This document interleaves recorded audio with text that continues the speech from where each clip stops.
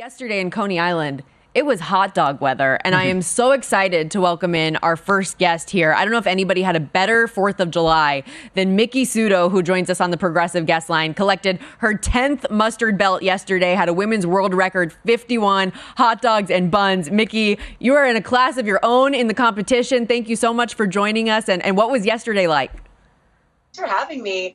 Yesterday was a whole roller coaster of emotions. Ultimately, the weather cooperated, my body cooperated. We have a new women's world record. I set a PR, obviously. I got my 10th belt. That's what everybody sees. But behind the scenes, I was a wreck leading up to the contest.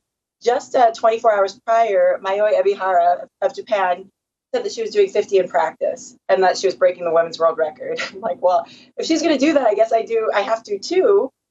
So I was just really, you don't want your competition to get in your head, but it really had me, it lit a fire under me ultimately, but I was not at ease. But I was able to pull it off, and what a great year to do so, because the women's contest was aired in its entirety in the broadcast. So it was a super cool year. Thank you for joining us so much, Miki. You were on with Mitch and Paul on Wednesday on Follow the Money, and I went back and listened to the segment. I mean, you were spot on in terms of the over-unders for both the men and the women, including yourself, including Ibihara. You said if she went over your number or she met your number of 40.5, you would have to do much better. You did, obviously, and congratulations on the record. You talked about the two things that are the key here in being successful as being capacity and technique. How much can a person improve their capacity versus improving their technique? So I know that I guess it depends on the competitor. I feel like, and I should probably throw in one more limiting factor, and that's your ability to handle flavor fatigue. That's probably my weakest point, actually. So over the course of 10 minutes, that's why we have a beverage to offset the flavor of the hot dog. Over the course of 10 minutes, that very flavorful, savory taste kind of is overwhelming. So I know I have the space. I can get my hand-eye-mouth coordination committed to muscle memory. You really want to be super efficient when it comes to that. But flavor fatigue is where I felt like I had the most work to do.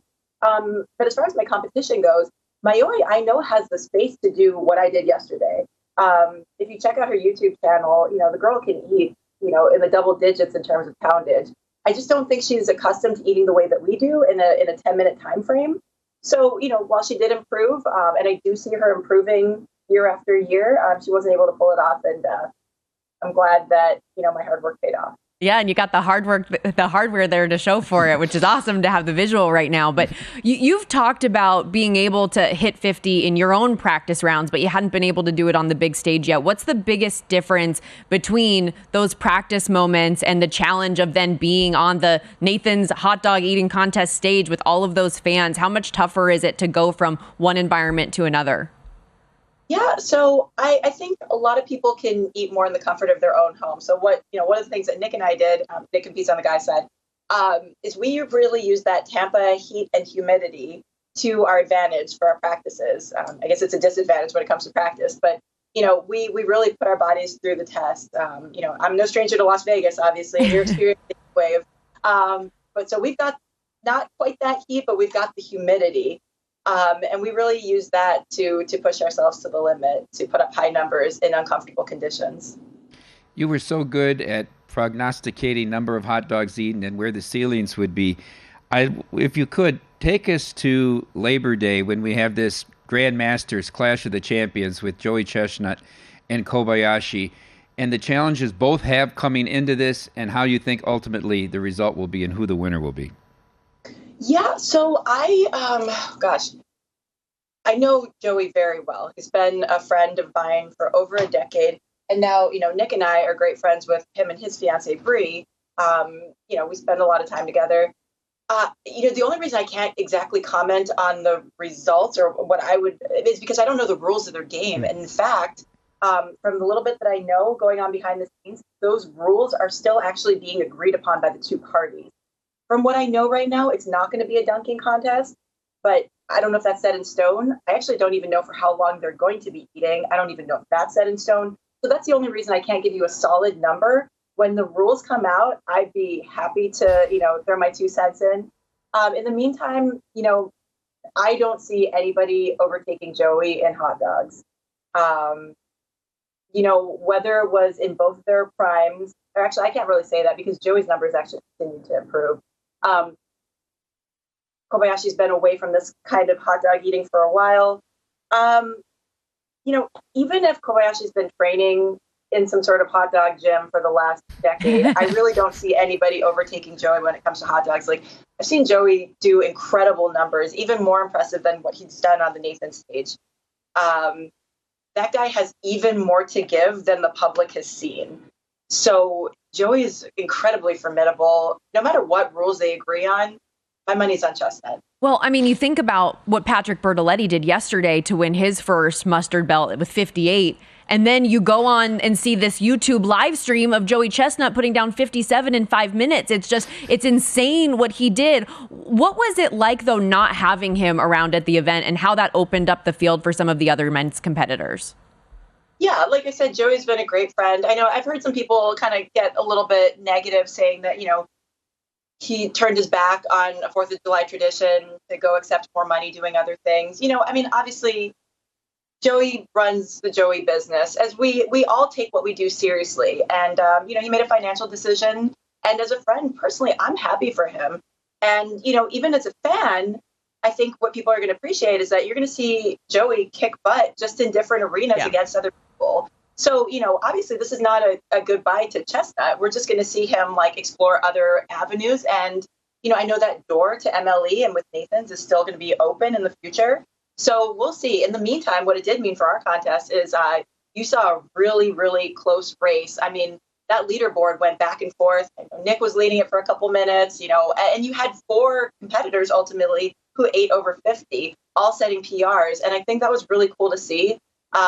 Congratulations to Pat Bertoletti. I think it's just really exciting to see how people are going to progress, given that that belt, that title, that check, that trophy, everything's up for grabs now.